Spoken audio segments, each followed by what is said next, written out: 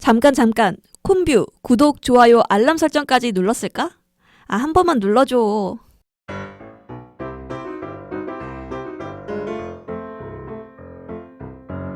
세상의 모든 콘텐츠를 리뷰한다. 콤뷰. 안녕, 나는 벤이야. 안녕, 나는 선이야. 오늘 우리가 리뷰할 콘텐츠는 원경 1화부터 6화까지야. 콤뷰는 스포일러를 포함하고 있어. 조심해서 들어줘.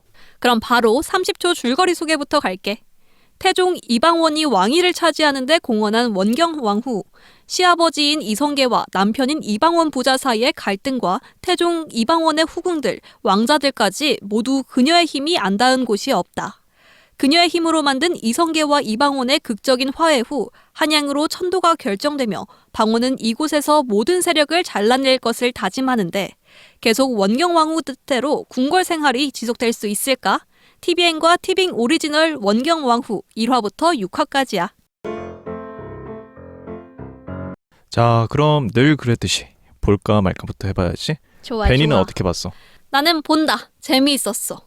이 왕도 왕인데 그보다 정말 원경 왕후에 초점을 맞춘 느낌이라서 이 선덕여왕 이후로 조금 신선한 느낌이었고 또 스토리도 탄탄, 비주얼도 탄탄, 완성도도 탄탄이어서 좋았어. 특히 그 중전과 후궁 등 그 권한의 여성들에게 초점을 맞춘 느낌이라서 그 싸한 느낌, 그 기싸움, 그 느낌도 재밌는 포인트였어. 특히 중전인 원경이 왕과 신하 사이의 무조건적인 복종이 아니라 조금이나마 동등한 관계를 잡고 싶어하는 모습이 좀 눈길이 가더라고. 그 지점 때문에 더 재미있던 것 같아. 나도 재밌게 봤어. 난세를 살아가던 역사적인 인물들의 인간적인 면모를 잘 담아냈다고 해야 하나?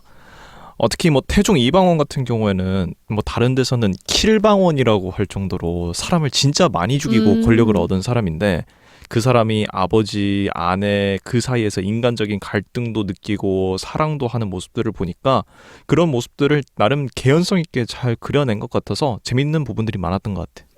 맞아. 그럼 바로 인물 분석으로 넘어가 볼까? 좋아. 선이 누구 골랐을까? 나는 원경을 맡은 차주영 배우를 선정했어.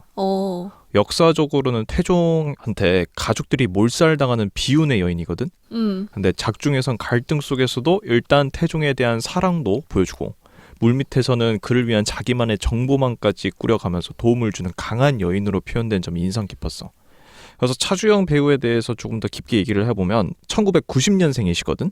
34살이고 성인이 되기 전에는 말레이시아와 미국을 거치며 대학을 나왔고 원래는 미국 금융가에서 일할 생각을 가지고 있었대. 우와. 그런데 우연한 기회에 배우가 되고 싶다는 생각을 계속하게 됐고 부모님을 끊임없이 설득하면서 결국에 2016년에 치즈 인 더 트랩이라는 드라마로 데뷔를 하게 돼. 나 그 드라마 아는데? 그러니까 웹툰 원작이잖아. 그 이후에 구름이 그린 달빛, 월계수, 저글러스 등등 여러 작품에 조연으로 출연을 했는데 생각보다 주목을 받지 못하다 보니까 배우를 계속 해야 되나? 그런 고민을 했대. 근데 2022년에 어게인 마이 라이프라는 작품에서 조금씩 주목을 받기 시작하더니 2023년에 더 글로리 시리즈를 통해서 그치, 그거지. 본격적으로 대중의 눈길을 사로잡았어. 맞아. 그 배우가 이 배우지. 맞아. 베니는 누굴 선정했어? 나는 촬영 역을 맡은 이희단 배우를 골라봤어. 처음에 그저 궁녀 1로 왕에게 불려가도 막 중전 화나라고 나오는 단역이겠거니 했는데 웬걸 이게 중전과 밀접한 관계도 있고 결국 회임을 원하는 야요까지 갖게 되잖아. 그래서 생각보다 비중이 있고 그 비중이 점차 넓어지는 것 같아서 주목하게 되더라고. 이 이희단 배우는 1996년생으로 170의 큰 키를 가졌어. 2017년 영화 2개의 빛 릴루미노로 데뷔했대. 이후 2021년 보이스4, 2021년 공작도시, 2023년 택배기사, 그리고 정신병동에도 아침이 와요에 출연했대. 그러면 나는 이희단 배우가 조금 인상 깊었던 장면이 몇 가지가 있는데 맨 처음 장면, 억지로 왕한테 불려가서 바들바들 좀 떠는 장면? 그게 좀 인상이 깊었어. 이게 승은을 입은 후에 과거 장면이 나오면서 중전과의 인연이 설명되잖아. 그지. 근데 그 다음에 다시 궁녀의 옷을 입고 나와서 원경한테 달려가서 나를 다시 써달라. 이렇게 막 애걸을 하는데 그 모습이 굉장히 안타깝더라고. 근데 그래놓고 나중에 다시 뒤통수 칠 준비하잖아. 그건 맞지. 근데 그 순간만큼은 좀 안타까웠어. 그럼에도 그 채령한테 매정하게 구는 원경의 마음도 이해되는 장면이었어. 그리고 두 번째는 말했잖아, 선이가. 나중에는 마음이 변한다고. 맞아. 그래서 이 충성과 야심 사이에서 고민하는 채령의 모습이 인상 깊었는데 야심을 조금 더 앞세워서 왕한테 딜을 하잖아. 맞아. 그런 면모? 그래서 그렇게 회임을 하고 왕자를 낳으면서 승은 상궁에서 후궁까지 올라가는데 이에 그치지 않고 자신의 편인 권신까지 만들려고 하면서 야욕을 넓히는 게 어디까지 갈까 궁금하긴 하더라고. 걱정도 되고. 나 같은 경우에는 원경을 연기한 차주영 배우가 어떤 행동을 보여줬냐면은 굉장히 당당한 여성의 면모를 잘 보여줬다고 해야 하나? 맞아. 뭐 용상에 앉은 태종한테 내려와서 나랑 눈을 동등하게 맞춰라 그렇게 얘기를 한다든지 부부의 일이다 그런 식으로 요구를 한다든지 태종을 지키기 위해서 이 철퇴를 대신 맞는다든지 태종을 지키기 위해서 단독으로 맹인 정보방을 통해서 태조에게 직접 가라라고 맞아, 태종한테 맞아. 권유를 한다든지 태종한테 도움을 주는 것과 갈등을 일으키는 것 사이에서 이 아슬아슬하게 줄타기 하는 모습이 인상 깊었어. 맞아. 특히 고려 여인으로서의 그런 당참이 남아있는 것 같아서 굉장히 재밌었어. 자, 그러면 시사의 이슈 토크로 넘어가 볼까? 좋아. 역사적 배경부터 한번 따져봐야 될 것 같아. 이 시기상부터 좀 따져봐야 될 것 같은데 내가 시대 배경을 말을 해주면 이 시대상이 왕자의 난이라는 사건 직후부터 시작을 하는 것 같아. 맞아. 원래 태조 이성계가 부인이 2명 있거든? 2명 있어? 2명이었어. 그 태종 말고 헷갈렸다. 이승민이 연기한 태조 이성계가 부인이 2명이었어. 첫 부인이 있었고 두 번째 부인이 있었는데 태종 이방원 같은 경우에는 이 첫 번째 부인의 셋째 아들인가 넷째 아들인가 그래. 그래서 원래 승계를 받을 만한 그런 위치가 아니었거든. 근데 이제 두 번째 부인한테서 얻은 아들 중에 내가 좀 헷갈리는데 이방석이라는 아들이 있었는데 그 아들이 태조 이성계의 다음 왕으로 지정이 돼. 태자가 되는 거죠.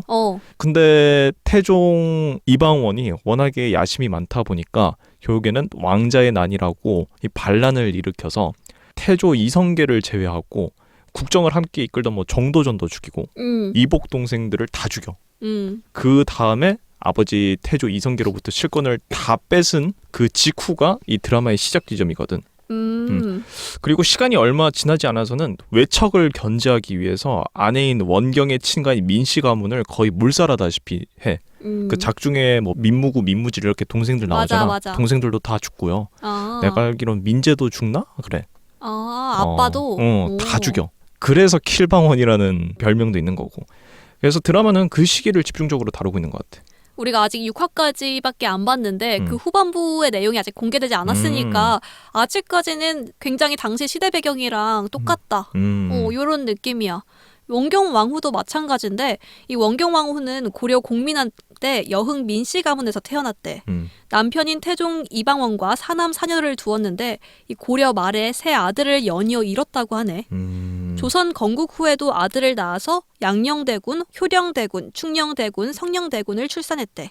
이 세종대왕의 어머니인 거지. 역사적 기록에 따르면 왕자의 난이 일어났을 때 무기와 갑옷을 내어 태종을 도와 왕자의 난이 성공할 수 있었다고 적혀 있었고 또 정보력을 바탕으로 민씨와 함께 제1차 왕자의 난 때도 군사력을 갖추게 도와줬다고 적혀 있어서 주도적으로 이끌어 나가는 모습이 실제 역사에서도 있는 것 같아. 그러나 즉위 후에 외척 세력을 견제하려는 그 태종의 움직임 아까 말해줬잖아. 그래서 사이가 그다지는 좋지 못했다고 적혀져 있고 또 실록에도 원경 왕후가 투기를 했다고 적혀 있었다고 해. 그리고 말년에는 양녕대군이 폐위를 당하고 세종이 즉위하니까 한양을 떠난 양녕대군을 만나지 못해서 질병을 얻기도 했다고 하네. 그래서 궁궐 암투의 삶은 좀 힘들었을 것 같아. 죽은 나이도 만 56세인가? 그 50대 후반이었어. 오래 살진 않았다. 이제 작품성에 대해서 한번 얘기도 해볼까? 좋아. 아무래도 사극이다 보니까 개연성이라든지 고증이라든지 그런 부분에서 얘기가 많이 나오잖아. 그런 부분에 대해서는 어떻게 생각해? 고증은 우리가 앞서 조사한 거 보면은 일반인이 보기에는 아직까진 고증은 나쁘지 않다. 인 것 같고 나는 이 원경을 앞서 말했듯이 신선하고 새로움 때문에 재미있게 봤던 사극이었거든. 6화 이후가 더 흥미진진할 것 같긴 한데 아직 6화밖에 못 봤으니까 지금까지는 그냥 스토리가 탄탄하고 인물들 간의 갈등이 잘 느껴져서 좋았어. 근데 이거는 살짝 개인적인 평인데 이 차주영 배우가 화려한 얼굴을 가졌잖아. 그래서 나는 보면서 중간중간 약간 중국 사극. 내가 되게 중국 드라마 그 화면 짤을 많이 보거든? 그래서 이목구비랑 이런 게 좀 느낌이 비슷하다. 이렇게 느낄 때도 있었어. 근데 그냥 사람이 예뻐서 그런 생각이 들었던 거 아닐까 싶고, 특히 나는 그 고려 여인으로 죽겠다. 이런 대사가 나온 만큼 흔히 생각하는 조선 복식 아니고 고려 복식을 입고 무예도 하고 이게 보다 진취적인 모습을 보여주니까 그런 생각이 더 들었나 싶기도 해. 보통 내가 사극할 때 생각하는 건 조선 이러니까 그런 면에서 새롭기도 했어. 그럼 선이는 어떻게 봤어? 나도 뭐 크게 고증이나 몰입도 부분에서 거슬리는 부분은 없었던 것 같아. 원경이 태종과 대립한다든지 이숙번 같은 다른 관료들과 기싸움한다든지 채령이나 효순공주 같은 후궁들과 이런저런 기싸움, 주도권 싸움을 한다든지 하는 부분은 보다 보면 근데 뭐 시대상으로 저게 가능했나 싶기는 했는데 그래도 재미있게 보는데 크게 무리가 있지는 않았어. 나름 재밌게 봤다. 거슬리는 거 없이. 선이가 거슬리는 게 없었다면 없는 거야. 되게 깐깐하니까. 맞아. 그럼 이게 또 원경이 4회 만에 5.6%를 달성해서 동시간대 화제성 1위를 기록했잖아. 이 뜨거운 반응에 대해서 왜 이럴지 우리 한번 얘기해 보자고. 내가 생각했을 때는 일단 배우들의 연기가 너무 좋아서 그랬던 거 아닌가. 오, 연기다. 차주영도 연기가 좋았는데 태종을 연기한 이현욱 배우도 정말 그건 맞아. 이성민한테 밀리지 않는 이 훌륭한 연기를 보여줬다고 생각해. 그리고 스토리도 내가 생각했을 땐 나름의 개연성도 잘 갖춘 것 같고 동시에 빠르게 진도를 잘 나간 것 같은 인상도 받아서 뭐 연기력이랑 개연성이 잘 받쳐준 게 좋은 시청률을 만든 게 아닌가. 맞지. 근데 나는 맨 처음엔 그래도 시작은 노출이 아니었나. 그랬나? 왜냐하면 이게 19금이잖아. 그러니까 사람들이 일단 왜 19금인데? 근데 배우들 노출했대. 이래가지고 그래 한번 볼까? 하다가 들어왔는데 생각보다 스토리도 탄탄하고 연기도 잘하고 이래서 끝까지 볼 수 있지 않았나. 근데 나는 보면서 노출이 파격인지는 잘 모르겠던데. 선인 대체 평소에 뭘 보고 사는 거야? 아니 왜냐면은 사실 이거 전에 봤던 그 전종서 주연의 우시왕후가 파격적이라면 훨씬 더 파격적이었지. 아 그래? 난 그걸 본 적이 없어서. 보면 그럼 너 그건 보면 기절하겠다 야. 그래? 한번 볼까? 나 재밌어 그거. 근데 물론 가슴을 드러내는 옷을 입는다든지 처음 시작을 일종의 뭐 정사신 같은 걸로 시작을 하긴 하는데 뭐 입을 것도 다 입고 잘 입고 다니던데? 그래. 근데 중간에 목욕탕씬 나올 때는 근데 그때도 옷은 다 입고 있었잖아. 중간에 근데 아예 상반신을 벗은 장면이 있었는데? 그랬나? 제대로 안 봤구나. 내가 좀 놓쳤나 보다 그거는. 그냥 아예 다 보여. 그랬나? 그랬나 보다. 맞네. 근데 몰라 난 그런 부분을 감안해도 우시왕후 때 더 놀랐던 것 같아가지고. 그게 좀 인상이 깊었구나. 그래서 사실 노출이 그렇게 심한가? 싶기도 하고 이렇게 상반신을 드러낸다든지 하는 거는 더 글로리에서도 뭐 그런 부분이 있었고 했으니까. 그치. 그리고 뭐 요즘 사회에서 그 정도 노출이 크게 문제가 되나 싶기도 하고 드라마에서 어차피 성인이 보는 거니까. 그치. 어차피 19금이니까 그러긴 하는데 그래도 사람들이 그래? 노출했대? 이러면서 한번 눌러봤을 것 같긴 해. 아니 근데 뭐 드라마에서 살색이 나오는 게 하루 이틀인가. 그럼 이게 아까 우리가 계속 말했듯이 파격 노출, 물론 선의는 그렇게 생각하지 않지만 이게 파격 노출로 화제가 됐거든. 그래서 이 노출 장면이 어떤 정도의 수인지 각자 생각하는 대로 한번 말해볼까? 파격 노출? 파격 노출이라고 언론은 그렇게 말을 하더라고. 상반신이 드러나는 부분도 생각이 나긴 하는데 그래? 사실 그거 말고는 또 없지 않아? 처음에 채령이 승은을 받기 직전에 이렇게 뭐 몸 검사하는 씬에서 노출이 나오나 했는데 그 부분도 사실 옷은 다 입고 있었고. 나는 그렇더라고. 그러면 선이는 전라까지 가야 파격 노출인 건가? 근데 나는 이 19세가 딱 걸려있을 때 처음에 제일 먼저 물었던 게 잔인한 거야? 아니면 선정적인 거야? 이렇게 했거든. 근데 성정적인 거야 이러길래 그래? 그나 볼 수 있어. 맞아. 그리고 뭐 잔인한 부분도 그다지 잔인하진 않았던 것 같고. 잔인한 것도 뭐 그 정도면은 괜찮았어. 그래서 거부감은 없었고 내가 노출하는 것만 좀 그렇지 남이 노출하는 거는 괜찮아서. 맞아. 그래서 막 그렇게 파격은 파격인데 막 호들갑 떨고 보지 마 너무 그래 막 이럴 정도는 아니다. 대체 기자들이 뭘 보고 다니는지 다들 뭐 아동물만 보고 다니는 건지 그냥 뭐 호들갑이었다 나는 그렇게 생각을 해. 그럼 이제 드르륵 탁으로 한번 넘어가 보자. 좋아. 사극 로맨스의 매력을 가장 잘 보인 장면을 우리 하나씩 꼽아보자. 나는 사실 로맨스보다 더 인상 깊었던 게 태종이 태조한테 용서를 비는 장면?